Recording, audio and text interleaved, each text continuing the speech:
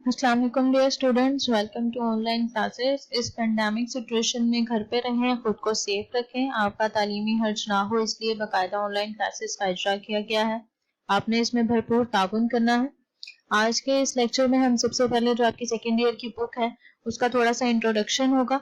उसके बाद आपके जो दो टॉपिक्स हैं, classification of solid crystal lettuce, उसके बारे में पढ़ेंगे और आपने इन स्लाइड से किस तरीके से लर्निंग करनी है और किस तरीके से आपने अपने नोट्स बनाने हैं और अपने आप को बोर्ड के पेपर्स के लिए तैयार किया करना है, उसकी थोड़ी सी टिप्स दी जाएंगी।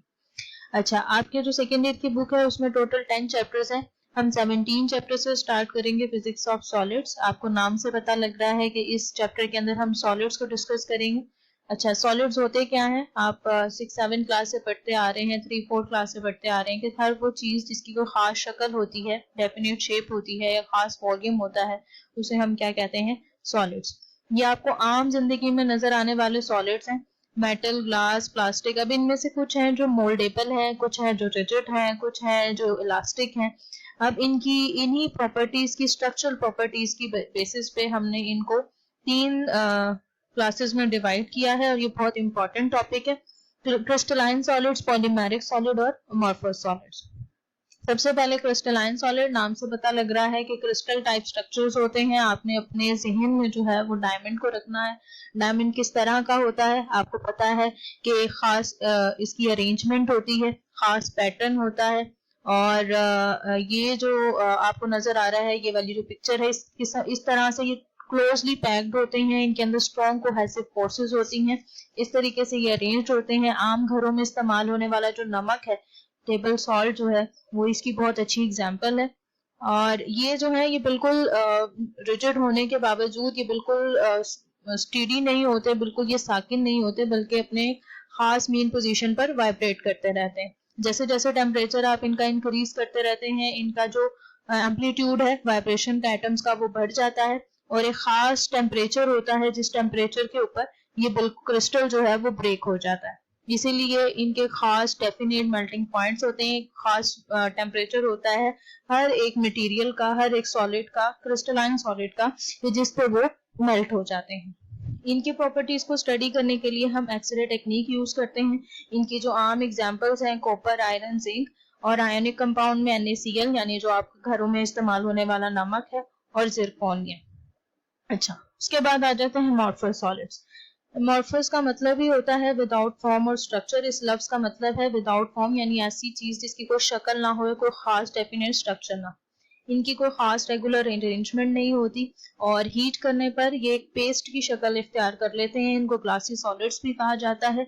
चूंकि इनका कोई डेफिनेट स्ट्रक्चर नहीं होता, इसलिए इनका कोई डेफिनेट मेल्टिंग पॉइंट नहीं होता। ये आपको एक कंपैरिजन नजर आ रहा होगा, क्रिस्टलाइन सॉलिड्स हैं किस तरीके से ब्यूटीफुली जो है ये अरेंज्ड है, किस तरीके से इनका स्ट्रक्चर है। लेकिन ये इसकी निस्बत ये जो अमॉर्फस सॉलिड्स हैं, इनके अंदर कोई खास रेगुलर अरेंजमेंट नजर नहीं आती।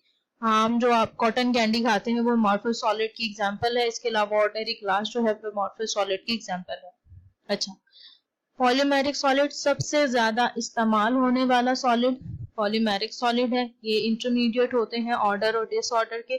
इनके अंदर लॉन्ग चेन्स होती हैं जो एक खास मतलब पुअरली क्रिस्टलाइन स्ट्रक्चर आप इनको कह सकते हैं, क्योंकि इनके अंदर एक खास तरतीब होती है जिसको हम फॉलो अप कर रहे होते हैं। इसलिए इनको पॉलीमर्स भी कहा जाता है कि एक सिंगल मोनोमर से ये बनते हैं और उसी अरेंजमेंट को ये फॉलो कर रहे होते हैं, इसलिए इनको पॉलीमर्स कहा जाता है।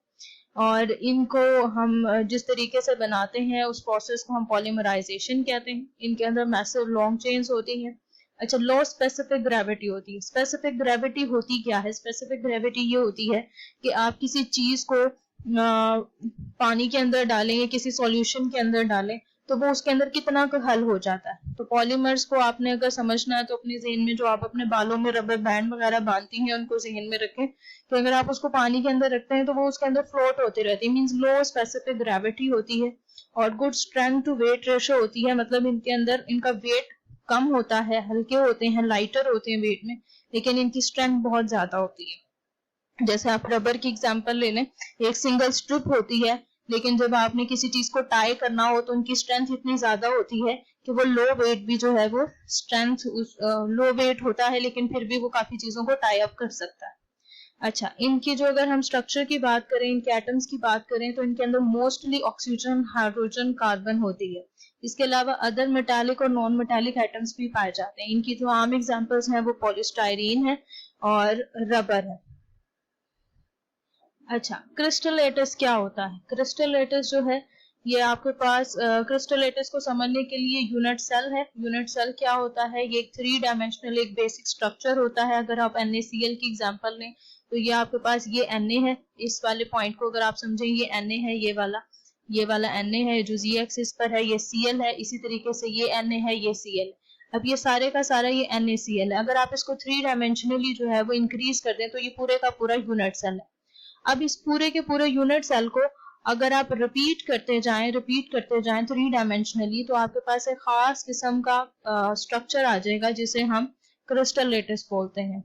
ऐसा स्ट्रक्चर जो यूनिट सेल को 3 डायमेंशनली रेपिटेशन पे आपको मिले उसे हम क्या कहते हैं? Crystal lettuce.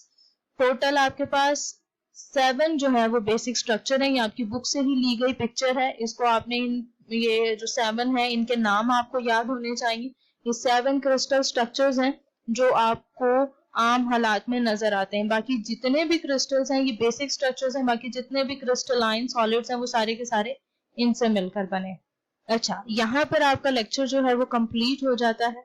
अब ये क्वेश्चन बोर्ड में किस तरह से आता है? ये लॉन्ग क्वेश्चन अगर आएगा तो आपसे पूछा जाएगा कि व्हाट आर सॉलिड्स, और डिस्टिंग्विश करें इन तीनों टाइप्स को कि आपस में किस तरीके से रिलेट करती हैं। तो आपने इन तीनों टाइप्स को इसी तरीके से याद करना है। तीनों टाइप्स को इसी तरीके से आपने इनको कंपैरिजन में याद करेंगे तो ज्यादा आसानी रहेगी। अच्छा, शॉर्ट क्वेश्चन में आपको कोई सा एक आ सकता है कि व्हाट आर अमॉर्फस सॉलिड या व्हाट आर पॉलीमेरिक सॉलिड, तो आपने उसकी डेफिनेशन लिखनी है और उसकी एग्जांपल लिखनी है। साथ एक दो प्रॉपर्टीज लिख देंगे तो that would be a good thing.